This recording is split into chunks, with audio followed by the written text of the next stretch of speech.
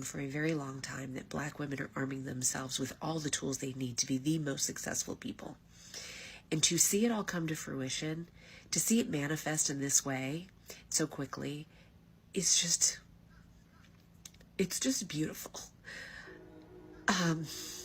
And I hate to cry, but I'm just gonna kind of let it flow, because I want to share something that I think I've shared before, because I talk about it with people in my life a lot.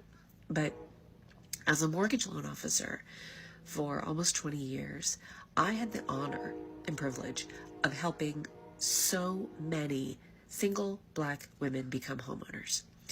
They all had education debt that made it more challenging for them to become a homeowner, of course.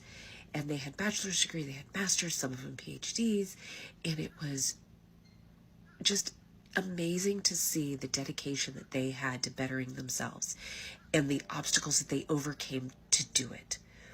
Many of them were single moms of multiple children.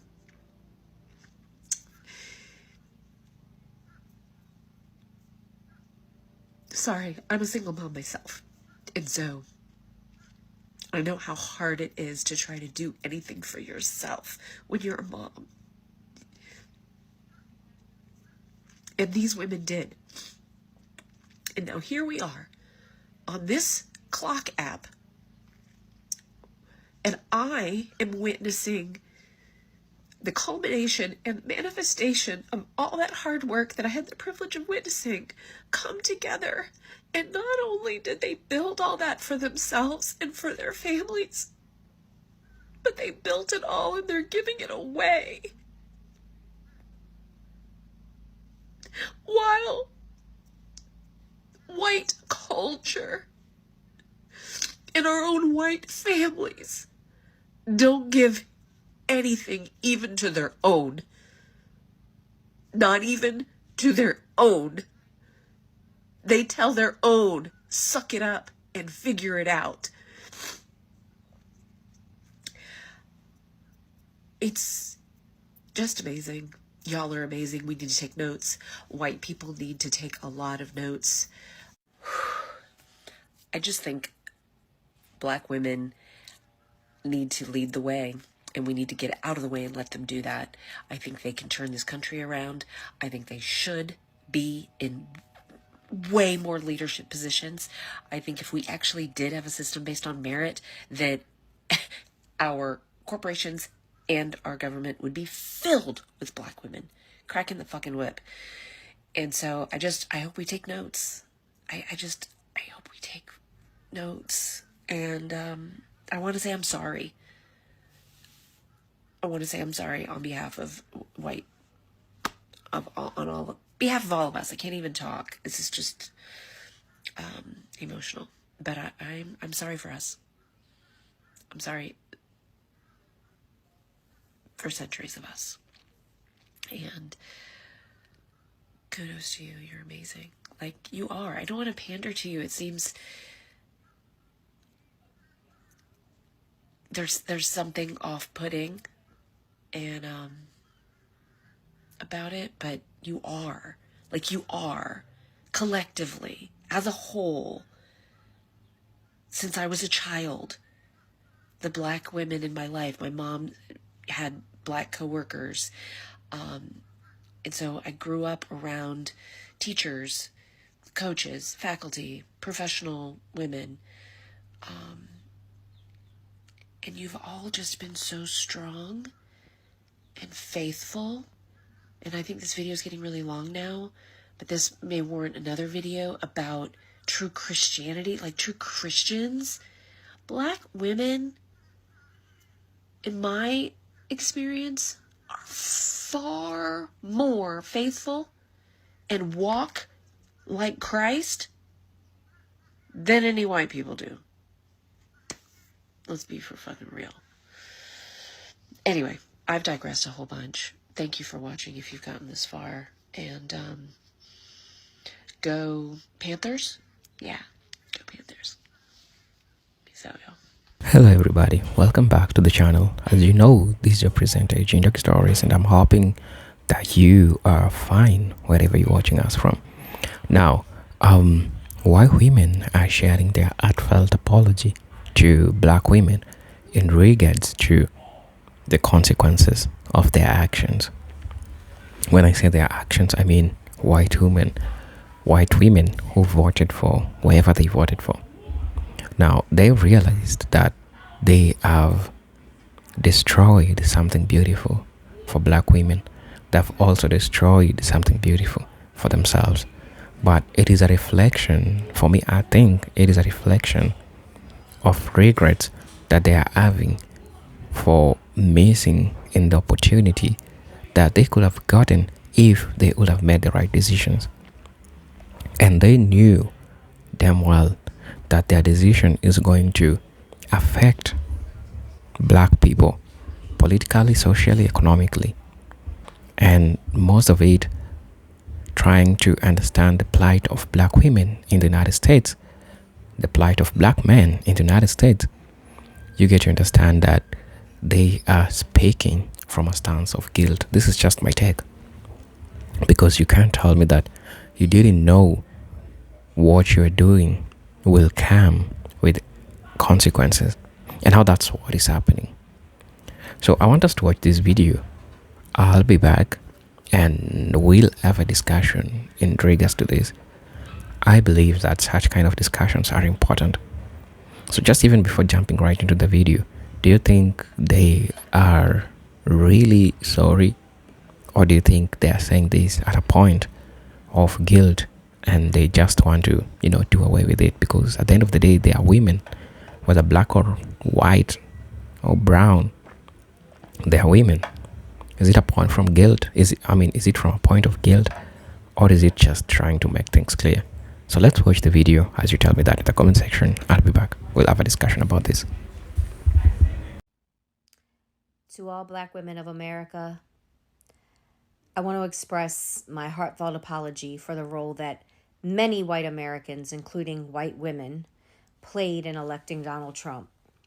I recognize the pain and frustration that this has caused in black communities and the ways this outcome has undermined the rights, the safety, and the dignity of so many, especially black women. I understand that black women have long fought for justice and equity, not just for themselves, but for all marginalized communities. And your commitment to truth, resilience, and progress is truly inspiring. As a white person, I'm aware that part of my responsibility is to listen, learn, and actively challenge systems that harm and marginalize. And it's clear that actions speak louder than words. I'm still committed to doing the work necessary to help build a future where all voices are heard and respected. Thank you for your continued strength and leadership. I'm committed to being an ally in creating positive, lasting changes so that we can all live equally in this country. To all of the white women who let everyone else down, check back with me in 4 years. I'm sorry for your daughters.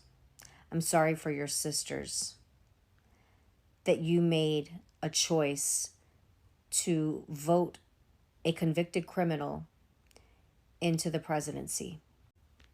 You complain about crime committed by people who came to this country to seek a new life, but you weren't worried about putting a criminal in office again. You must be aware that he's about to use his power to save himself and to save every insurrectionist who was sentenced as a result of the insurrection. You are truly about to see what misuse of power looks like. Hey, fellow white women who voted for Kamala, this is not our opportunity to use black women to ask them to do the labor of providing us with comfort and alleviating our fear and anxiety over the election. We're also not going to come to black women expecting them to give us a pat on the back and say, we know you're not one of the bad ones. You did what you could, hun. And also, it is not our place to go to black women when they are criticizing white women. I mean, have you looked at the numbers? And to tell them, not me, it wasn't me, I'm one of the good ones. Stop putting that on black women. Stop it. Don't do it. If you've got big feelings of fear and trepidation about the future, about our rights as women, if you have intense anger and disappointment at other white women, shame about our demographic, Stop asking Black women to manage those feelings for you. You are a grown-ass woman and you get to deal with them.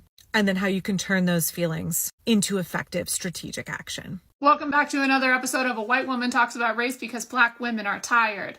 The comment reads, I think it would be cool if we heard this from them instead of a white woman speaking for them. And I agree. I wish we were hearing this from them, but we're not listening. And since we're not listening, you're stuck listening to me.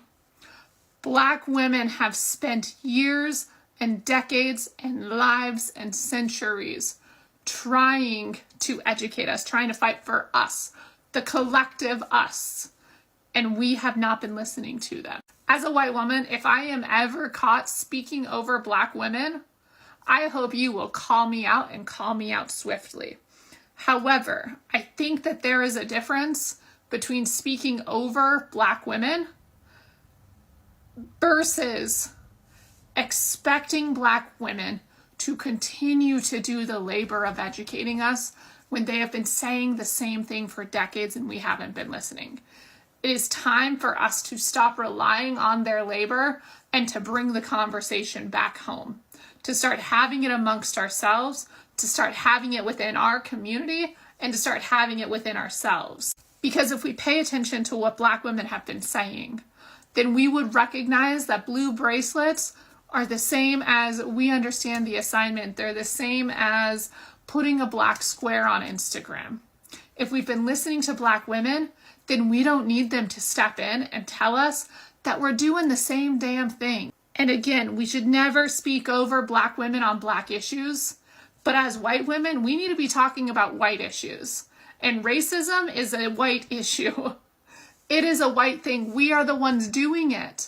We are the ones perpetuating it. We need to start having these conversations in ways that aren't just shame circles that feel a lot like an AA meeting. We need to just be talking about it woman to woman, talking about it frankly, talking about it without immediately putting up walls of defense. Racism is a white issue. We cannot rely solely on Black women and Black educators to solve the issue of race. In fact, we can't rely on them at all because they're not the issue. We are.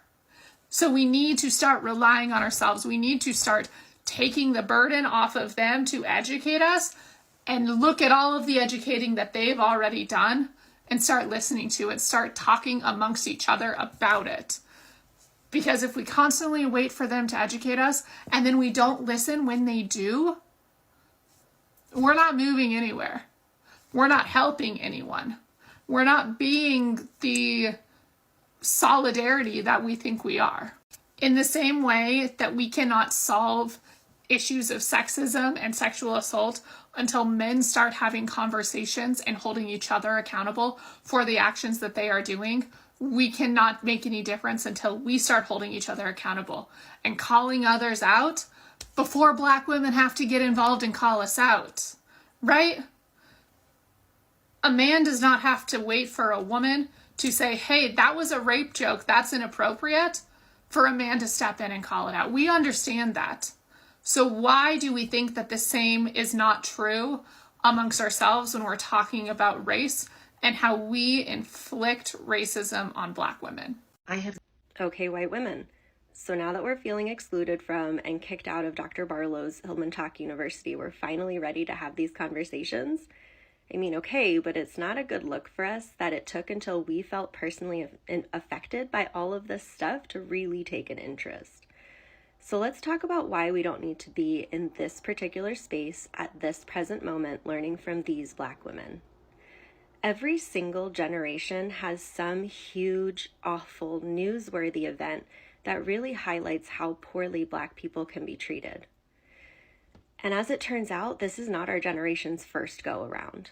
It's only been 5 years since George Floyd was red-rummed. And at that time, we learned about the Black Lives Matter movement, which, by the way, was started by 3 Black women more than a decade ago. We went to protests and we went to marches. And at that time, Black women had some hope.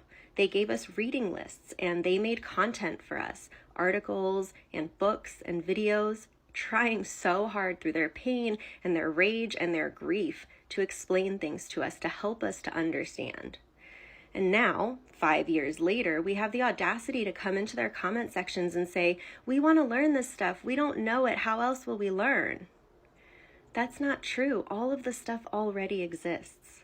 And the real thing is, if you want to be an ally, if you truly want to be a safe person, most of the work starts in your real life, in your home, and in the community that you move in, regardless of whether there are Black people in that community or not. Because the 3 things that we need to start with in order to truly do the work have nothing to do with Black people. The first is, how do you handle emotions? Do you know what to do with hard emotions, with anger and sadness and grief and disgust and shame and guilt? Do you know what to do when other people are having those emotions? We need to be able to handle our own emotional baggage and also be able to tolerate other people's emotions. The second is to take a look at how you treat people who have less power than you, societally speaking. How do you treat retail workers, service workers? How do you treat children? What are your parenting values? What do you expect from children that you don't expect from adults? And why is that justifiable? And then lastly, how do you allow yourself to be treated by people who have more power than you, societally speaking? Some examples of these could be your father, your brother, your boss, a teacher, a politician, a religious leader. Do you know how to stand up for yourself? Do you know how to set and maintain boundaries? Because until we can do all of those things, any allyship, no matter how many books we've read, will always be performative. And these are the things we have to tackle within our own homes, our own communities, before we can even be able to meet Black women at the level that they are and speak intelligently about these things. So go do some Googling. We have the internet. All of the information is already there. We don't need to be here. I pray to God that this does not come off as offensive to anybody, because I mean this with the utmost love and respect from the bottom of my whole entire heart. But when a Black woman calls me baby, there is so much, what kind of magic are you putting in there? Because that shit hits harder than crack. Every single time, every encounter in my life that I have had with a Black woman where she calls me baby, I have never felt more loved and supported in my entire life. I feel almost imprinted on. Like, are you my mother? I will go to the ends of the earth for that woman. Okay, ride or die, because it may have just been a very quick one-time encounter for her, but for me, you don't understand. We're like this. How, call me, beat me if you gotta reach me, because I will do whatever. How can I be of service? Do you need a ride to church? Let me make reparations for my people, because I love you. And I don't know what it is, but goddamn, there's something so special about it. It's magic. I want to have that effect on people. That is beautiful. And I love you. And that's it. I don't know. I've never felt more safe and secure in my life. I love you. Hello guys, welcome back to the channel. Tell me, we've seen those white women trying to share their sentiments, what they believe to be heartfelt apology. And indeed, some of them you could see it is from heartfelt. Some of them you could say it is from guilt. But at the end of the day, these are topics that I feel like we need to have a discussion in regards to them, in as much as they are always downplayed and seen not as important. It is true, and you could see their faces. They are scared. They are scared that a lot of things are working against them. I'm gonna be reading some comments in regards to this, what people said about this. I hope we all get to learn. I hope we all get to get the perspective of all these people who are trying to share their opinion in regards to this. Now, somebody's saying that I was just out with my 2 white girlfriends and they are scared. They asked me how I'm feeling, and I told them they doing just fine. Needless to say, they were confused. Well, I'm not confused. I'm a black woman who has always faced adversity. I'm gonna be alright. They have tried for years to diminish us. We are still standing. We have and will continue to overcome. Now, this comment right here will make you question a couple of things. Why are white women sorry? It's like you didn't know that what you're doing will cause that person. It's like what you're trying to do will not bring certain repercussions to them. Well, you know that black folks in the United States have been dealing with this for the longest time. Right. I've been dealing with this for the longest time. But right now, it is like, oh, we are sorry. Leave black folks alone because they have been dealing with this. Somebody's saying that the best apology is changed behavior. Right.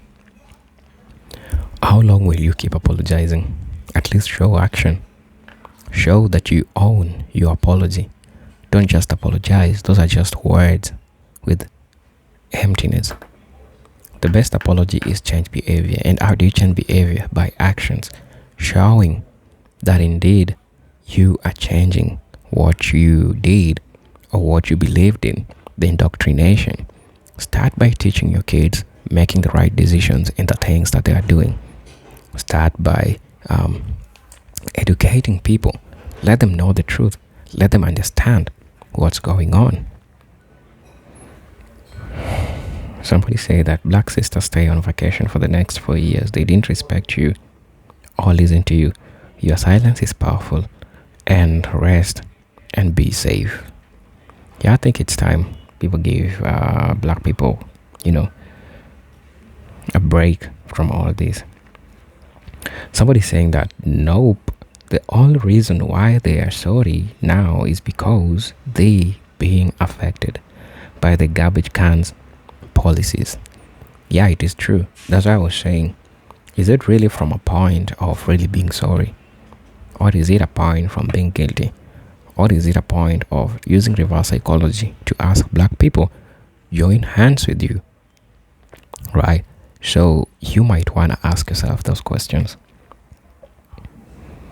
Somebody saying that black Americans have always stood for what it is right in America. They have the moral compass that none of these other races have. It is true. Look at Latinos. Look at the Asian communities. Latinos for Trump, Asian for Trump, black people want them because they knew the right thing for America, but they didn't take heed of what black folks were trying to tell them. And so as a result, what happened? They are living by the consequences and there is nothing they can do about it. It is just for them to continue enjoying the consequences of the policies that they chose. The things that they chose, they'll live with. They have to live with it for 4 years. Black folks are on a vacation for 4 years. It is just watching, seeing, keeping quiet. I think silence is powerful at this point for black folks. Somebody saying that, sisters, they are trying to get you to use your energy for them and their community. Do not fall for this. Use it for your community, your black man, your black family, your black children, your black friends. If we come together and stay together, we can reach the promised land. As I'm saying, just like the same thing that I said before, is it a technique or a way of using reverse psychology to ask you to join hands in fighting this? It could be. Just saying. Somebody saying that teach yourself and kids to treat others as you want to be treated. We ask for no more than that. We all live here in the country together. What this lady is trying to explain is called the golden rule. Do unto a person what should be loved if it done to you. That's the golden rule. Teach your kids. That's what I was talking about. It is not just apology by word of mouth, but it is apology by actions. Start teaching your kids to understand Start teaching your kids to leave the land of bigotry, fascism, because that's what they are being indoctrinated to. Somebody saying that I'm a 78-year-old white woman. The three women that I admire most in the world are black women. I will never vote for the orange liar, yet we white women who didn't vote for the criminal will suffer along with everyone else. Miss Harris, Jasmine Crockett, Joy Reid are incredible role models of our girls and young women. True that, Jasmine Crockett, she's doing a great job. Somebody saying that black people are loving and empathetic. We have been trying to make sure everyone is treated humanly. That we are tired. We are taking the rest to the capes are gone. Now they will realize how this world is without our intervention. And that's why you've been seeing people trying to call black folks. You've been seeing people trying to talk to black folks to join hands to help them do a couple of things that that they chose to do. Somebody saying that as a black woman in certain times, when things get worse, we drop our knees and cry out to God, the source of our supply. Yeah, it happens. Somebody's also saying that all these apologies from these women are greatly appreciated. Now it's time for you to put your words into action. Like I told you, stand up for something other than yourselves. We've been doing this for years. Show your support for black women by action. Somebody saying that to all black women, thank you for instilling in me family, values, respect, etiquette, moral, and ethics. Somebody's also saying, this is the last comment that I'm going to be reading. My grandmother had a saying for how she dealt with people who had broken her trust. Feed them with all long-handled spoon. In other words, keep your eye on them at this moment with all damages their votes have done. Let the apologies keep them coming and put your angst to work.